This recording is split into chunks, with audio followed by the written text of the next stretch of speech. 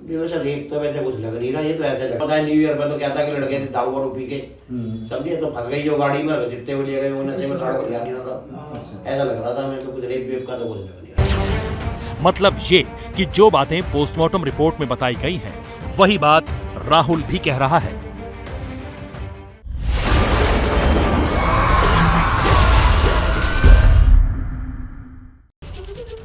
तो ऑपरेशन राक्षस में आपने राहुल को सुना। राहुल ने जो कहा वो सुनकर यकीनन आपके भी रोंगटे खड़े हो गए होंगे, रूह कांप गई होगी, क्योंकि जिस हालत में उस लड़की का शव पोस्टमार्टम रूम में पहुंचा, जिसने भी देखा वो दहल गया। पोस्टमार्टम कर्मचारी ने जो बड़ी बात कही वो ये कि रेप का शक नहीं, शव देखकर रेप की आशंका नहीं लगी। ये अहम बात जो राहुल की तरफ से कही गई है।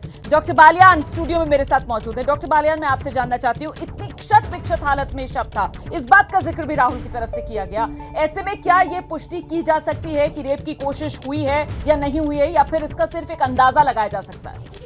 देखिए, पोस्टमार्टम रिपोर्ट से जो कि हमारी फोरेंसिक साइंस अभी काफ़ी डेवलप हो चुकी है और हम इस केस की काफ़ी हद तक सच्चाइयाँ सामने ला सकते हैं। अगर सही दिशा में जांच की जाए तो फोरेंसिक साइंस से हम सारे पहलुओं को खोल सकते हैं। हमारे शरीर का एक मैकेनिज्म होता है, डिफेंस मैकेनिज्म होता है।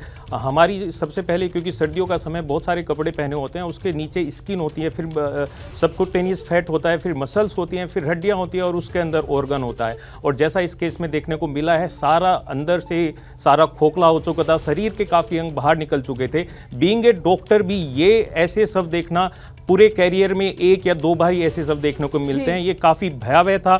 और जब भी हम ऐसे पोस्टमार्टम करते हैं तो उसकी पूरी लीगल फॉर्मेलिटीज होती है। सबसे पहले जो एसडीएम होता है या कोई आईओ होता है, ऑफिसर इंचार्ज होता है, वो एक एप्लीकेशन पंचनामा के फॉर्म में हमारे पास लेके आता है। भी तो देखिए ना, पूरे बोर्ड का गठन किया गया और उसके बाद फिर मौलाना आजाद में शव को ले जाया गया, वहां पर पोस्टमार्टम किया गया। देखिए, अगली रिपोर्ट जो मैं आपको दिखाने जा रही हूं ऑपरेशन राक्षस में, जिस हालत में अंजलि का शव मिला था ना, उसके बाद से लगातार अंजलि का परिवार यह आशंका जता रहा था कि अंजलि के साथ कुछ तो गलत हुआ है। हादसा नहीं, हत्या का शक, बार बार रेप की आशंका। ऑपरेशन राक्षस में अगला किरदार संजय गांधी अस्पताल के डॉक्टर महिपाल हैं, जहां सबसे पहले अंजलि का शव लेकर जाया गया था। निधि और अंजलि पहले से दोस्त थे, आपको पता था इस बारे में? मैं नहीं जानती निधि को। कभी आपके घर आई वो? नहीं, मेरे घर नहीं आई। मेरे निधि के चोट आई तो निधि दिखाए चोट, और कौन से हॉस्पिटल में गई। और रात के 1-2 बजे ये कांड हुआ है, तो रात के 2 बजे कौन से जंगल में भागी, और जो उतनी गलत तरीके से मेरी लड़की का एक्सीडेंट हो गया, और उसका कुछ नहीं हुआ, वो भी उसमें साजिश है सब। मतलब आपको लगता है निधि शामिल है इन सब? शामिल है। आप क्या चाहती हैं? यही चाहते हैं हम, सीबीआई जांच करें। अंजलि की मां को साजिश का शक है, इसलिए वो सीबीआई जांच की मांग कर रही हैं। साजिश का शक इसलिए है क्योंकि निधि के बयान पर किसी को भरोसा नहीं हो रहा। अंजलि का परिवार तो निधि को जानता भी नहीं। ऐसे में क्या वाकई मौत से पहले अंजलि के साथ कुछ गलत हुआ? इस सवाल का जवाब जानने के लिए हमारे अंडर कवर रिपोर्टर्स ने संजय गांधी अस्पताल के डॉक्टर महिपाल डबास से संपर्क किया। मकसद सच जानना था, इसलिए हमने खुफिया कैमरे का सहारा लिया। दिल्ली के मंगोलपुरी का संजय गांधी अस्पताल वही हॉस्पिटल है जहां अंजलि के शव को लेकर सबसे पहली बार पुलिस गई थी। अस्पताल की ये वो मेडिकल रिपोर्ट है जिसके मुताबिक 1 जनवरी को सुबह 7 बजे अंजलि यहां लाई गई थी। अस्पताल के डॉक्टर महिपाल डबास से हमारी टीम ने अंजलि की बॉडी को लेकर बात की। फैमिली कुछ डिमांड कर रही है, जैसे कई चीजें, सीबीआई इंक्वायरी, ये वो। हाँ, बोर्ड करेंगे तो चला जाएगा एमसी में। स्केलेटल रह रहा है उसमें, बच क्या रहा है, क्या बताएंगे उसमें? कंकाल ही तो रह रहे हैं। 4 किलोमीटर तक गाड़ी खींचने की ये ऊपर का थोड़ा हिस्सा समझ लो, कुछ नहीं सब कुछ वो ऐसे उल्टी होगी ना, तो ये मतलब स्कल की बोन घिस गई है, पीछे पूरी कमर बता रहे हैं। डॉक्टर डबास ने बताया कि अंजलि के शरीर के ऊपर का हिस्सा ही बचा था। अब हमारा मकसद ये जानना था कि जिस हालत में उसका शरीर था, क्या उस हालत में पोस्टमार्टम रिपोर्ट में सब कुछ सामने आ सकता है? तो उसमें पोस्टमार्टम में कुछ नहीं, वही तो उनके पास है, तो रूल आउट हो जाएगा। अगर कह रहे हैं कि जिस टाइप का अगर कुछ गलत हुआ है तो नेल क्लिपिंग नाखून अगर बच गए होंगे, नाखून रख दो, अगर इधर कुछ रह रहा होगा तो स्वैब ले लिए जाएंगे। हम तो अपने पार्ट पे एक्सपेक्ट सारे रख देंगे, अगर यहाँ करवाएंगे तो वो तो जहाँ भी होगा वो सारी चीज़ रख देंगे। एक बार बताओ, ये तो चलो ठीक है, इन केस एक्सीडेंट हो गया, हो सकता है सडन भी डेथ हो गई हो, आप कह रहे हो ना कि वो एक अलग चीज़ है कि 4 किलोमीटर तक घसीटी, हो सकता है एक्सीडेंट टक्कर लग जाए, हेड इंजरी से तक भी डेथ हो जाए। आदमी की जान निकलने के बाद उसे पेन थोड़ी ना पता है क्या हो रहा है क्या ना हो रहा है, फिर तो वो उसके साथ कुछ गलत बता देगा क्या आदमी ऐसे? साइंटिफिक एविडेंस होना चाहिए, यूं कोई बता देगा क्या? नहीं ऐसा तो बिल्कुल बताना भी चाहिए नहीं, अगर फुल बॉडी हो, स्क्रैच मार्क वार्क इस टाइप की चीज हो तो आदमी उसमें एविडेंस होना चाहिए, फिर आदमी समझ सकता है कि हाँ यार गड़बड़ है। डॉक्टर के बयान से एक बात जो निकली वो ये कि चूंकि पूरा शरीर सही सलामत नहीं था, इसलिए पक्के तौर पर इस नतीजे पर नहीं पहुंचा जा सकता कि कुछ गलत हुआ है या नहीं।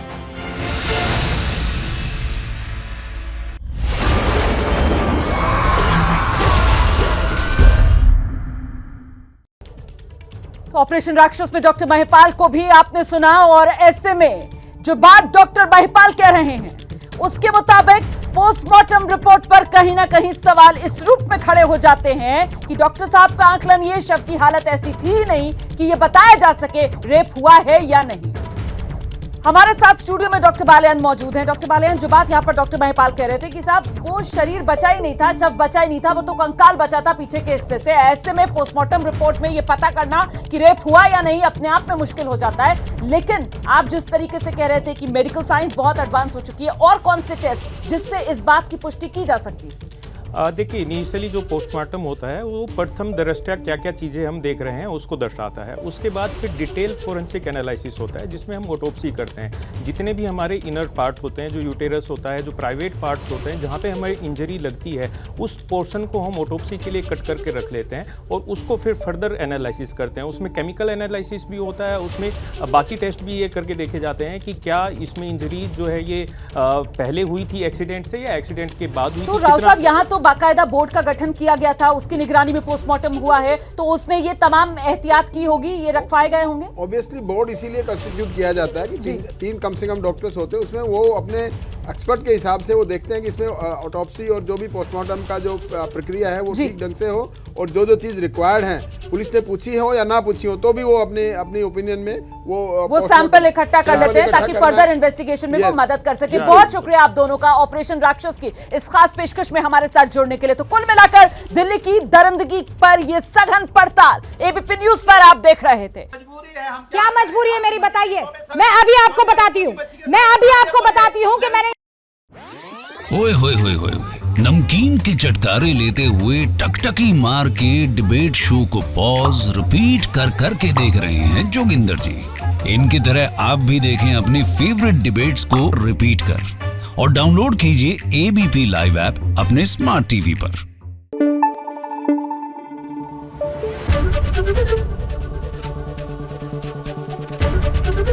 एबीपी न्यूज आपको रखे आगे।